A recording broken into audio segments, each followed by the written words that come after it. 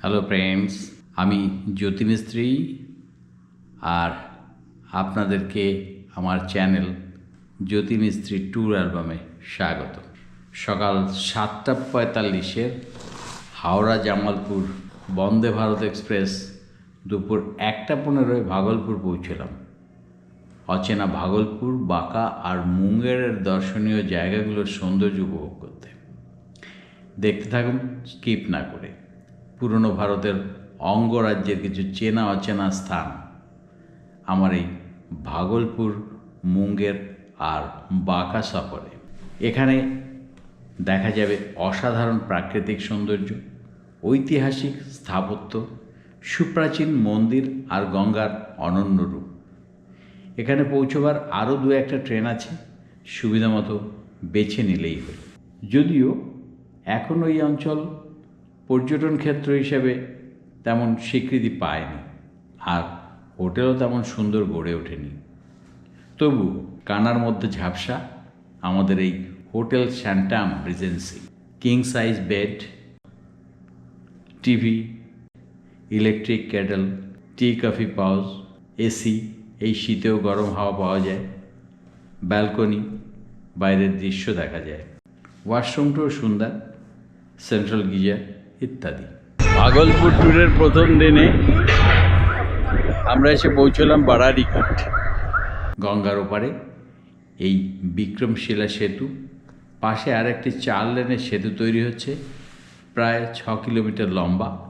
এই সেতু এপারে NH-80 আর ওপারে কাটিহার ডিস্ট্রিক্টের NH-31-এর সাথে যুক্ত করে।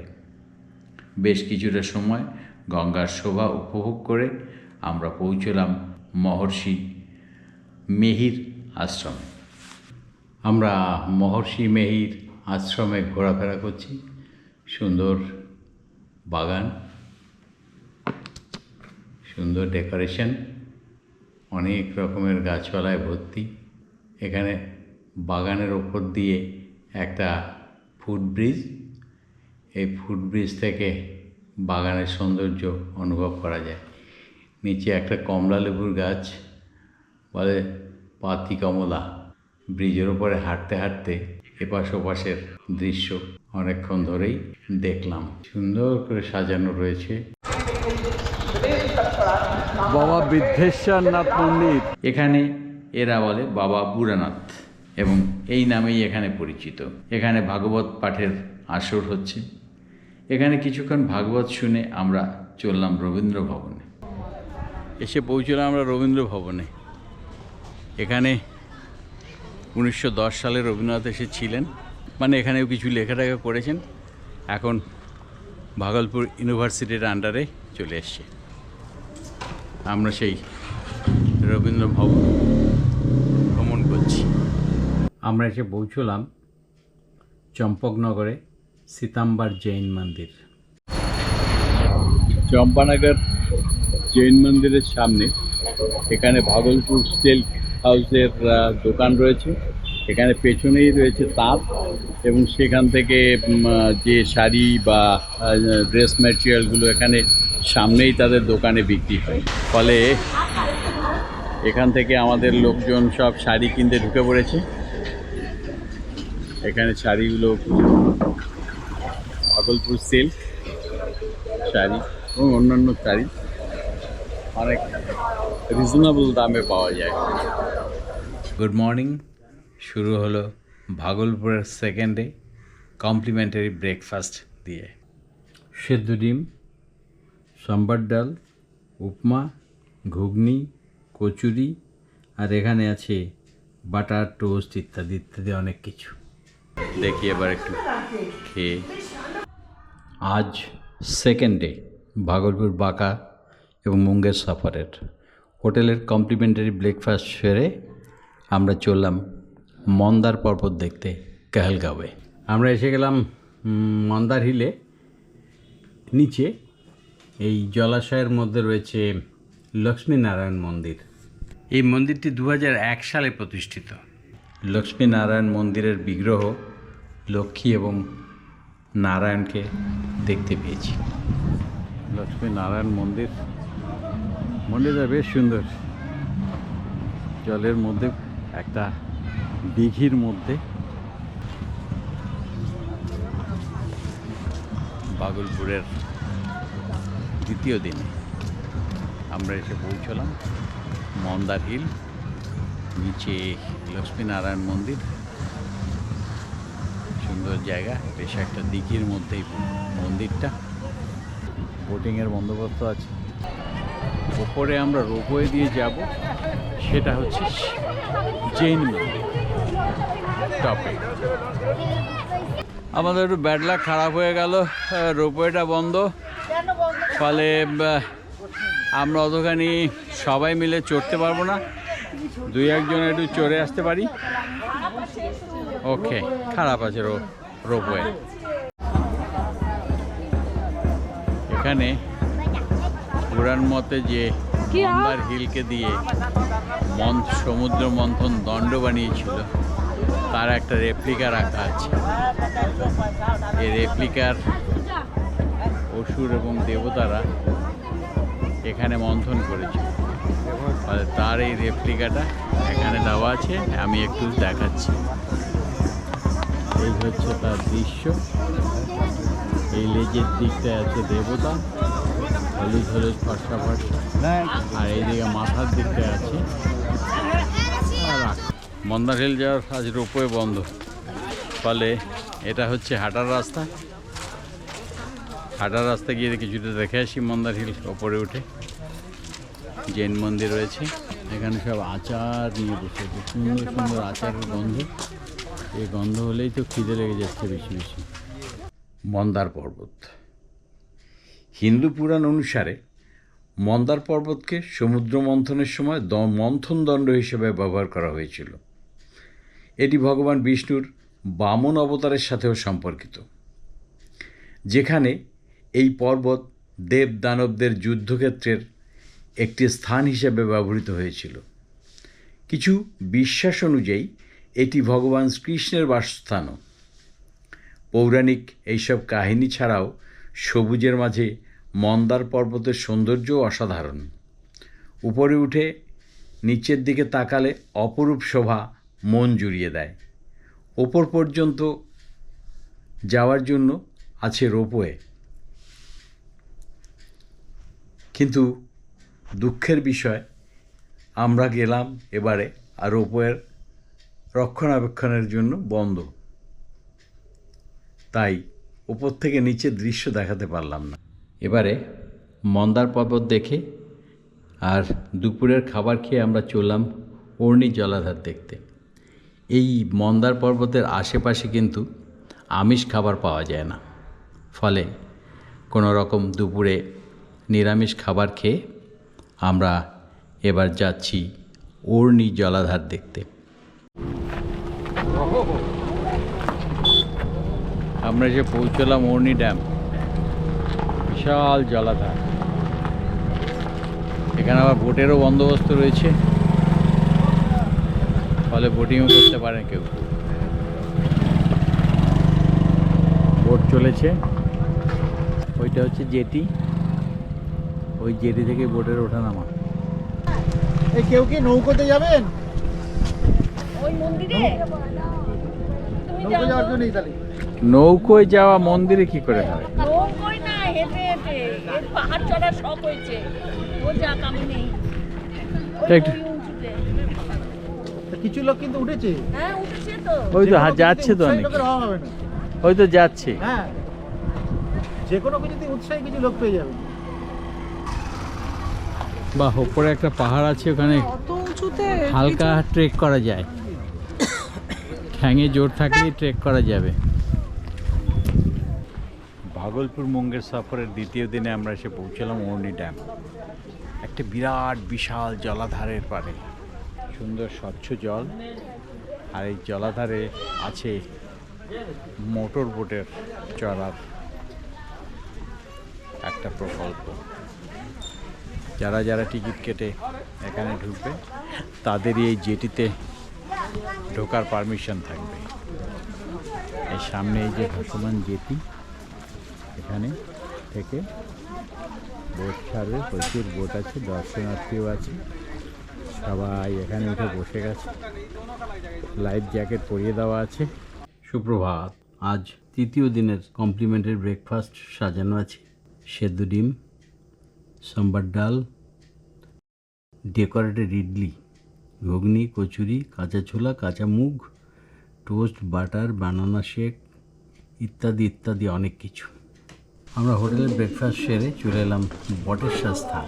এখানে অনেক গুহা। অ্যাকচুয়ালি এখানে এই গুহাগুলো বানিয়েছে যারা এই ইউনিভার্সিটিতে পড়াশোনা করতো, তন্ত্র সাধনা করতো, সেই ছাত্ররা এখানে এসে তন্ত্র সাধনা করতো। এই গুহা 3200 গুহা আছে এখানে, এবং গুহায় করে এখান থেকে তোমার বিক্রমশিলাতে পৌঁছানো যায়। যাওয়ার রাস্তা আছে। হ্যাঁ, যাওয়ার রাস্তা আছে। একটা এখন এখানে কিছু নেই, সাফটকপ থাকে। আর ওই সাধু বাবা একজন ওখানে বসে আছে, উনি ওখানে বসে সাধনা করেন। ওই যে ডেমনস্ট্রেট হয়েছে। আমরা এবার ঢুকছি বটেশ্বর স্থান। বরিষ্ঠ দ্বার দিয়ে প্রবেশ করছি। এই হচ্ছে বটেশ্বর স্থান। এই হচ্ছে বটেশ্বর স্থান শিবের দর্শনের রাস্তা। সময় যথেষ্ট ভিড় হয় এখানে। এখন মন্দিরে কাজ চলছে, ফলে একটু সাবধানে চলতে হচ্ছে। বটেশ্বর বাবার মন্দির প্রাঙ্গণে ঘুরে বেড়াচ্ছি। সুন্দর জায়গা, গঙ্গার পাড়ে।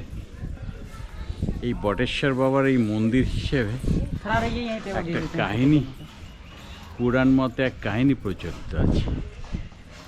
পার্বতী তখন কৈলাসে অস্বস্তি থাকায় শিব বলেছিলেন যে কৈলাসের সমপরিমাণ জমি, তো কয়েকটা জমি পছন্দ হয়েছিল। নারদ আর বিশ্বকর্মাকে বলেছিল তারা যেন তাদের জন্য কৈলাসের পরিমাণ জমি পছন্দ করে। তো 3টে জায়গা পছন্দ করেছিল, তার মধ্যে ঝাড়খণ্ডের একটা রয়েছে।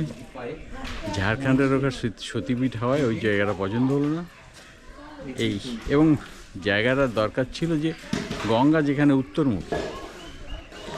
উত্তর দিকে ধাবমান, তো সেরকম একটা জায়গা পছন্দ করতে এই বটেশ্বর ধামকে পছন্দ করলো, এবং এখানে বাবার একটা মন্দির তৈরি হলো। কিন্তু এই জায়গাটাও আলটিমেটলি থাকা হলো না। উনি গিয়ে ওনার বাসা বাঁধলেন কাশীঘাটে, এখনকার বেনারসে উনি বসবাস করলেন। যে কারণে পুরাণ অনুযায়ী বটেশ্বর স্থান গুপ্ত কাশী নামে পরিচিত। তবে এর একটু মেনটেন হলে জায়গাটা কিন্তু খুবই সুন্দর, এটার গুরুত্ব বেড়ে যায়। এখানে সুবিশাল গঙ্গা, এপার ওপার তো দেখা যাচ্ছে না, মাঝখানে একটা চড়া দেখা যাচ্ছে। ওয়েলকাম টু বিক্রমশিলা মহাবিদ্যালয়। বিক্রমশিলা এন্ট্রি নিলাম বিক্রমশিলা মহাবিহারের ধ্বংসাবশেষ দেখার আগে আমরা মিউজিয়ামের মধ্যে ঢুকি। মিউজিয়ামটা দেখে আমরা তারপরে যাব ওই বিক্রমশিলা মহাবিহারের ধ্বংসাবশেষ, যা আর্কিওলজিক্যাল সার্ভে অফ ইন্ডিয়া খুঁড়ে বের করেছে। এখানে ঢোকার জন্য এন্ট্রি ফি হচ্ছে পার পারসন, এন্ট্রি ফি হচ্ছে 25 টাকা, ক্যামেরার জন্য 25 টাকা, আর মোবাইলের জন্য কোনো চার্জ লাগছে না। বিক্রমশিলা মহাবিহার প্রাচীন ভারতের একটি গুরুত্বপূর্ণ বৌদ্ধ বিশ্ববিদ্যালয়, যা পাল রাজা ধর্মপাল কর্তৃক 8ম শতাব্দীর শেষ বা 9ম শতাব্দীর শুরুতে প্রতিষ্ঠিত হয়েছিল। এটি নালন্দা ও ওদন্তপুরীর পাশাপাশি সেই সময়ের অন্যতম প্রধান বৌদ্ধ শিক্ষা প্রতিষ্ঠান ছিল। বর্তমানে এটি হেরিটেজ সাইট। বিহারের ভাগলপুরের কাছে এই বিক্রমশিলায় একসময় অধ্যক্ষ ছিলেন বাঙালি পণ্ডিত অতীশ দীপঙ্কর শ্রীজ্ঞান। কাহালগাঁও ঘাটে এসে পৌঁছলাম। গঙ্গার মাঝে অনেকগুলো আইল্যান্ড আছে এবং সেখানে মন্দির টন্দির আছে, সেইগুলো দেখার জন্য আমরা এবার বোট ভাড়া করে নিয়েছি। একটা বোটের দিকে সবাই হাঁটছে। 3টে আইল্যান্ড ঘুরিয়ে আমাদেরকে আবার এখানে ছেড়ে দেবে। ওই বাত নেই।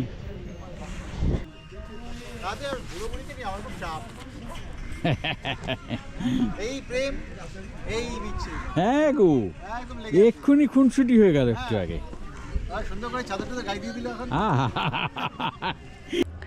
আমরা বোটে চলেছি গঙ্গার মাঝে ওই দ্বীপগুলো দেখতে। প্রথমে ওই কাছের দ্বীপটি যেটা দেখা যাচ্ছে ওটা হচ্ছে শান্তি বাবার। এখানে কথা বলা এবং ছবি তোলা মানা। তারপরে দুটোর বাঁদিকেরটা বাঙালি বাবা এবং ডান দিকেরটা পাঞ্জাবি বাবার দখলে। তারা এখানে শান্তির সঙ্গে সাধনা করে থাকেন।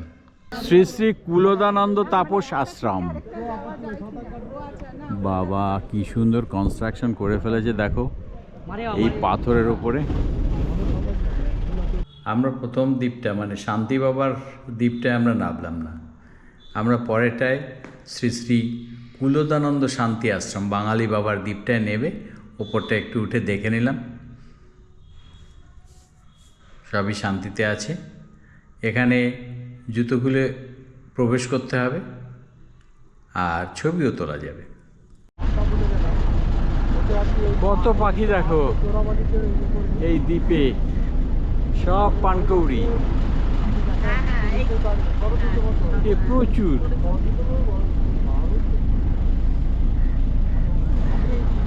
ছবিতে বোঝা যাবে কিনা বোঝা যাচ্ছে না, এমন কালো কালো দিয়ে একটা উড়ে। এইটা বক, ওই যে এক ঝাঁক আবার আসছে উড়ে।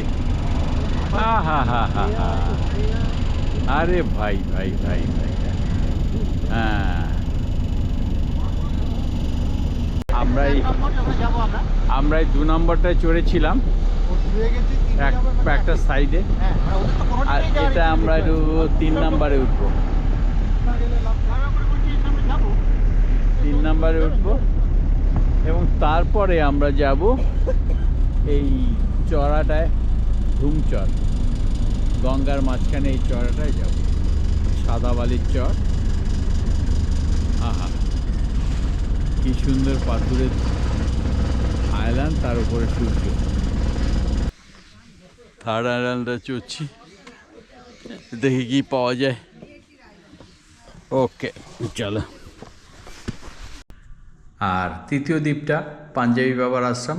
ওপরে উঠে দেখলাম কেউ নেই কোথাও, সবাই হয়তো শপিংয়ে গেছে বা সবজি টবজি আনতে গেছে, ফলে ওটা একদম খালি।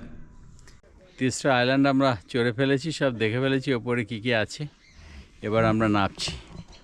নামাটা একটু কষ্টকর ব্যাপার আছে, অনেকটা খাড়াই সিঁড়ি তো, খুব সাবধানে পা মেপে মেপে, কোনো হুড়ো তারার ব্যাপার থাকলে চলবে না।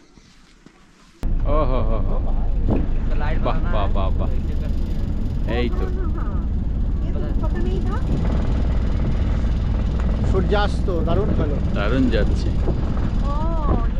যাক চলো।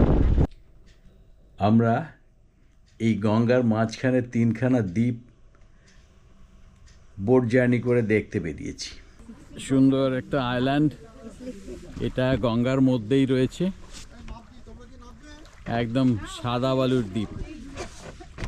আরে বালির অভিজ্ঞতা তো নেই। আরে আসলে এটা সাদা বালি, সুন্দর জায়গা, পুরো থাইল্যান্ড মনে হবে।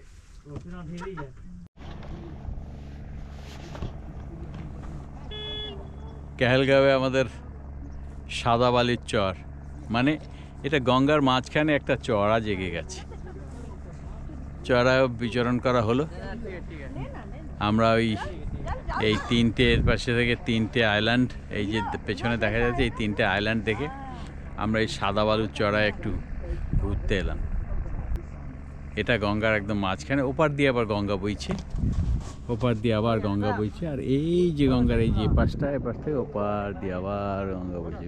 এত বিশাল এখানে গঙ্গার বিস্তৃতি। ওই যে ওই যে আমি তুলেছি, কিন্তু সে আসবে কিনা সে কে জানে। মাথায় একটা সুরের মতো রয়েছে। এখানে প্রচুর গঙ্গার এই জায়গাটায় প্রচুর ডলফিন দেখা যাচ্ছে। এখন গোধূলি কাটিয়ে সন্ধ্যা হয়ে গেল, আমরা সাদাবালির চর থেকে ফিরছি। ডান দিকে আইল্যান্ডগুলো রয়েছে, আমরা মোটর বোটের ছাদে বসে দৃশ্য দেখছি। কোথায় কোথায় লাফ দিয়ে উঠছে ডলফিন, সেগুলো ধরার চেষ্টা করছিলাম, কিন্তু ও তো যেদিকে তাকায় তার অন্য দিকে ওঠে বেশি। এটা কি মন্দিরের নাম কি? অজগৈবীনাথ শিব মন্দির। আজগুবি? আজগুবি বলতে পারেন, ওটা হচ্ছে কথা হচ্ছে অজগৈবীনাথ। আচ্ছা, অজগৈবীনাথ শিব মন্দির, এটাকে মনোকামনা মন্দিরও বলা হয়। আচ্ছা। ও সেই বৈদুর্য রহস্যের শুটিং হয়েছিল এখানে। বাহ, অজগৈবীনাথ মন্দিরে এসে পৌঁছলাম গঙ্গার মধ্যেই। এ হচ্ছে অজগৈবীনাথ শিব মন্দির। এটা গঙ্গার অনেকটা ভেতরে এবং রাস্তা করাই আছে। ভাগলপুর, বাঁকা এবং মুঙ্গেরের আজ হচ্ছে চতুর্থ তথা শেষ দিন। আমরা ভাগলপুর হোটেলে চেক আউট করে ব্রেকফাস্ট করে আমাদের কমপ্লিমেন্টারি ব্রেকফাস্ট সেরে আমরা চলে এলাম মুঙ্গের। আমরা ট্রেন ধরবো মুঙ্গেরের কাছে জামালপুর স্টেশন থেকে জামালপুর হাওড়া এক্সপ্রেস। তো আমরা আজকে শেষ দিন, মানে চতুর্থ দিন, আমরা মুঙ্গের দর্শন করে আমরা সন্ধ্যাবেলা এখান থেকে ট্রেন ধরব। তাই আমরা প্রথমেই চলে এলাম অজগৈবীনাথ মন্দির মুঙ্গের। এখানে বৈদুর্য রহস্যের শুটিং হয়েছিল। বেশ সুন্দর জায়গা, গঙ্গার মাঝখানে। এখন ব্রিজ করে দেওয়া আছে, যদি গঙ্গায় জল বাড়ে যাতে পুণ্যার্থীরা ব্রিজে করে এখানে আসতে পারেন। এটাকে আবার মনোকামনা মন্দিরও বলা হয়। যদি কারোর মনে অনেক বেশি কামনা বাসনা থাকে তাহলে এখান থেকে সেগুলো পরিপূর্ণ করা যায়। ওকে, দেখতে থাকুন স্কিপ না করে। আর নতুন যদি হন আমার চ্যানেলে সাবস্ক্রাইব করে রাখবেন, লাইক শেয়ার করতে ভুলবেন না। ভাগলপুর, বাঁকা এবং মুঙ্গের সফরের চতুর্থ দিনে আমরা মুঙ্গের এসে পৌঁছলাম। প্রথমে আমরা দেখে এলাম অজগৈবীনাথ মন্দির এবং সেকেন্ডলি আমরা এসে পৌঁছলাম উষ্ণ প্রস্রবণ, যেটা নাম হয়েছে সীতাকুণ্ড। দেখতে থাকুন। সীতাকুণ্ড কি গরম পানি, আরে ধোয়া উড়া। আচ্ছা, এই সীতাকুণ্ডের বৈশিষ্ট্য হলো সীতাজি যখন অগ্নি পরীক্ষা হয়েছিল, অগ্নি পরীক্ষার পরে এই সীতাকুণ্ডে স্নান করেছিলেন।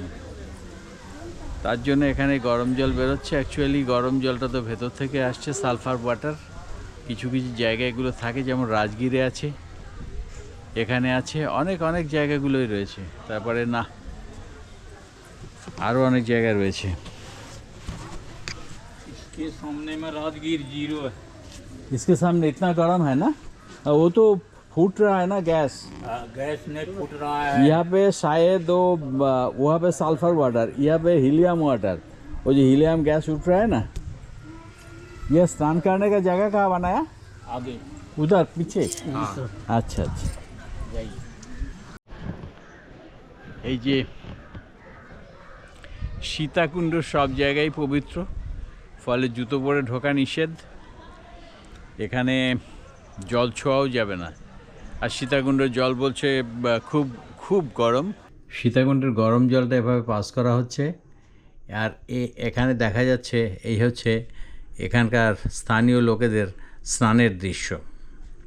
এখান থেকে জলটা পাস করছে, ওরা মগে করে বা বালতি করে নিজেরা স্নান করছে, কাপড় কাচা করছে, অনেক কিছুই কাজকর্ম করছে। ওকে, এসে গেলাম শক্তিপীঠ মা চণ্ডিকা স্থান মন্দির। সামনে সিসিটিভি ক্যামেরা লাগানো আছে। আবার এই যে বটবৃক্ষে অনেক কিছু মানত করা লাগানো আছে, সব হচ্ছে ওপর, এখানেও তাই। পূজাকার সামগ্রী মা চণ্ডিকা এখানে আছে। ওকে, ওই দেখো কত মাছ উঠেছে। এটার নাম হচ্ছে মাছলি তালাব। আর এই যে মন্দিরটা সামনে দেখা যাচ্ছে, এটা হচ্ছে গোয়েঙ্কা শিবালয়। কিতনা বড়, আমি একটু ফাঁকায় ঢুকে যাই। আরে বাবা, দেখো মাছলি তালাবের মাছলি। আহা, এসে পৌঁছলাম মুঙ্গের গঙ্গার ঘাটে, কাষ্ঠহারিণী ঘাট। একটু ঘাটের দিকে নামার চেষ্টা করছি, গঙ্গার দিকে।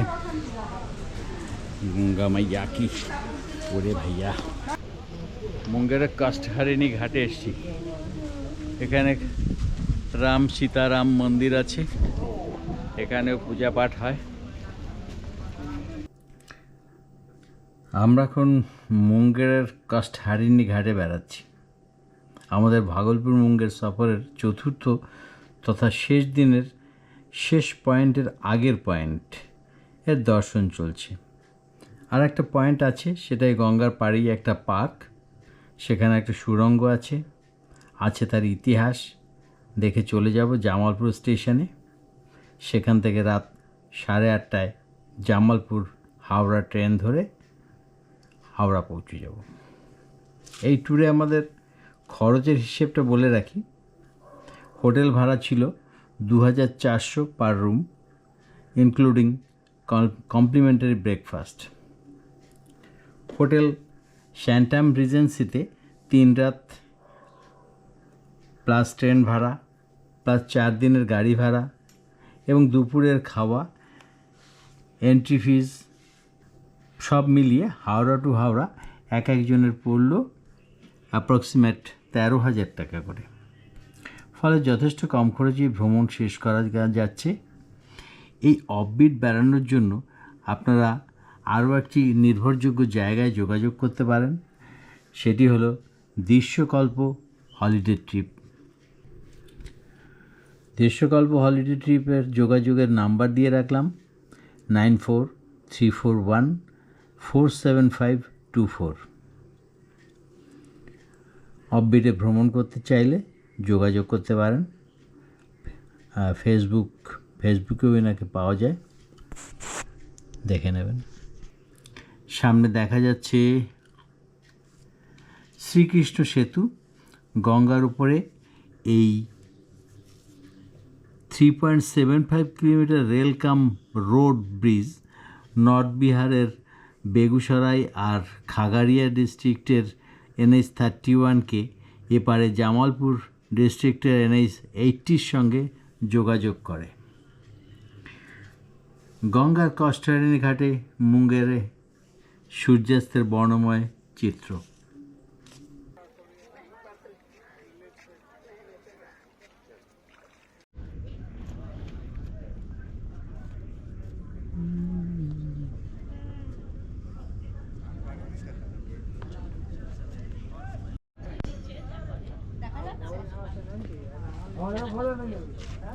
মুঙ্গেরে আমরা আছি কাষ্ঠহারিণী ঘাটে।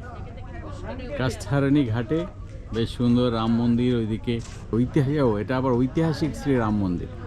ঠিক আছে, কাষ্ঠহারিণী ঘাটে নেমে আমরা গঙ্গার দিকে নেমে আছি। এখানে সেটিং সানের দৃশ্য দেখা যাচ্ছে, এদিকে বোটিংয়ের ব্যাপার রয়েছে। বেশ গঙ্গার ঘাটে আমরা অনেকক্ষণ ধরে থাকার চেষ্টা করছি, কারণ আমাদের ট্রেন আজ রাত 8:30 জামালপুর হাওড়া এক্সপ্রেস। মুঙ্গের এই কাষ্ঠহারিণী ঘাটের আশেপাশের দৃশ্যটাও বেশ ভালো। এখানে একটা পার্ক আছে। আমরা এবার নদীর পাড়ের দৃশ্য দেখে বসে টসে এবার একটু পার্কে ঢুকছি, দেখি পার্কে কি আছে। পার্কের এটাও সুন্দর করে সাজানো আছে, বাচ্চাদের খেলার জায়গাও আছে। পার্কে ঢুকতে কোনো এন্ট্রি ফি নেই। এই হচ্ছে সুড়ঙ্গ। এই সুড়ঙ্গ দিয়ে কোথায় যায়? গঙ্গায়। সুড়ঙ্গ মুর্শিদাবাদে গিয়ে উঠেছে। ওই গঙ্গার নিচের দিকে গিয়ে, কিন্তু সুরঙ্গের ওই পথটা বন্ধ আছে। এই সুরঙ্গ অনেক রহস্য। আমাদের যাত্রা প্রায় শেষ।